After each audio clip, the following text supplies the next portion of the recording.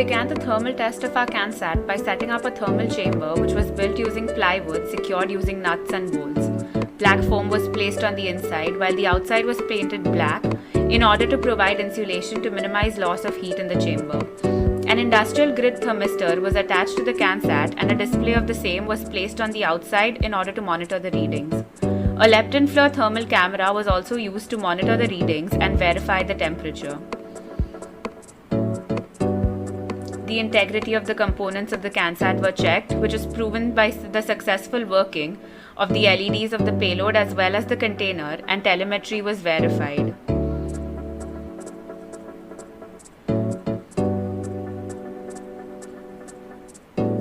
The payloads were placed inside the container and secured using fishing wire.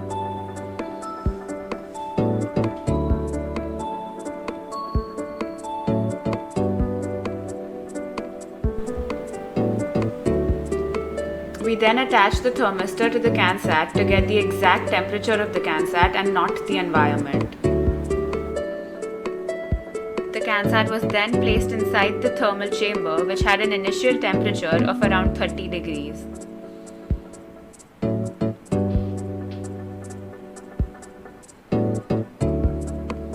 Four hair dryers were then placed in order to achieve the desired temperature in the chamber.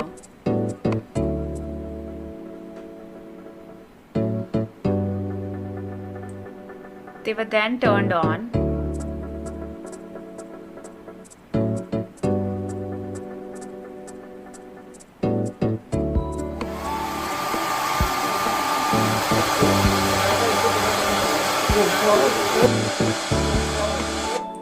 A temperature of 60 degrees was to be maintained.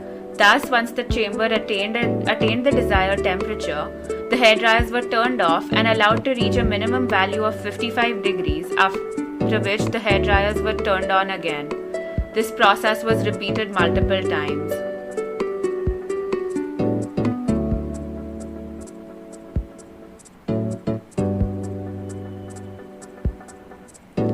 A feed from the thermal camera along with the screen recording of the GUI can be seen.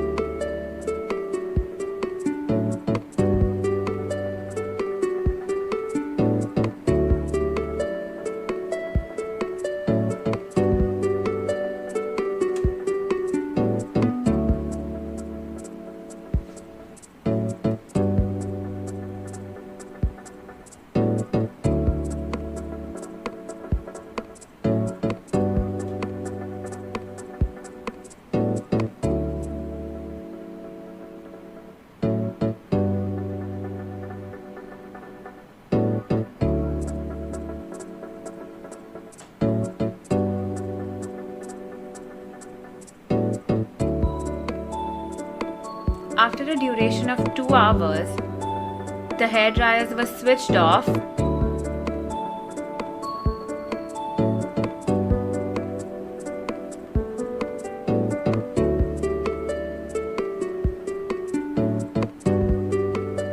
The CanSat was then removed from the thermal chamber. The integrity of the CanSat was checked and the fishing line was cut in order to remove the payloads.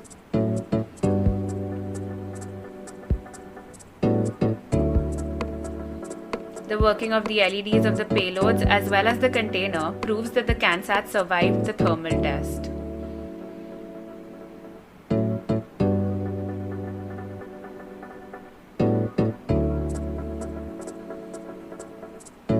All the electronic components also remained intact.